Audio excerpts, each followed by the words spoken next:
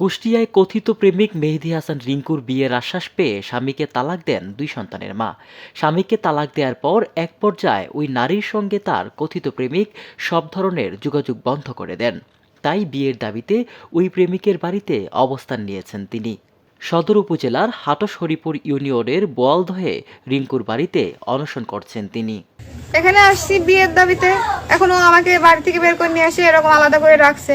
খরচ খরচা দেবে না, এদিকে বাড়িওয়ালা বলছে তুমি নেমে যাও। তাহলে কোথায় যাব আমি? এদিকে কথিত প্রেমিকা আসার বিষয়টি টের পেয়ে বাড়ি ছেড়ে পালিয়ে গেছে মেহেদী হাসান রিংকু। অন্যদিকে কুষ্টিয়া মডেল থানায় অভিযোগ জানিয়েছেন ওই নারী। বিয়ে না হলে প্রেমিকের বাড়িতে আত্মহত্যার ঘোষণা দিয়েছেন ওই নারী।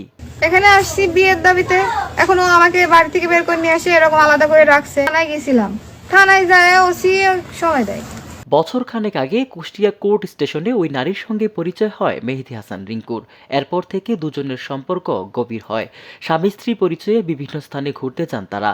বিয়ের আশ্বাস দিলে আগের স্বামীকে তালাক দেন ওই নারী। একসময় বিয়ের জন্য রিংকুকে চাপ দিলে টালবাহানা শুরু করেন। এক পর্যায়ে বন্ধ করে দেন সব ধরনের যোগাযোগ। ওই নারী রিংকুর খুঁজে ছুটে যান তার বাড়িতে। নিরুপায় হয়ে বিয়ের দাবিতে ওই বাড়িতেই অবস্থান নেন নারী। তবে কোনো আশ্বাস মিলছে না।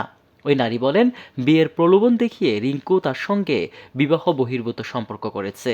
তার বিয়ের আশ্বাস পেয়ে স্বামী, সন্তান, বাবা মা ছেড়ে চলে এসেছেন।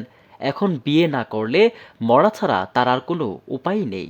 হয় আমার দায়িত্বটা নেন, যখন বাড়িতে বের করে নিয়ে আইছেন এরকম হয় দায়িত্ব না, আমার মারি ফেলা দেন, আমার বাঁচান তো অন্তত। আত্মহত্যা তো আমি করবো না।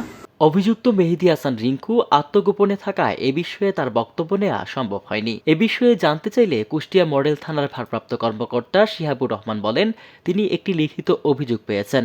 ঘটনা তদন্ত করে ব্যবস্থা নেওয়া হবে। কুষ্টিয়া থেকে হাসিবুল ইসলামের রিপোর্ট, আমার বার্তা।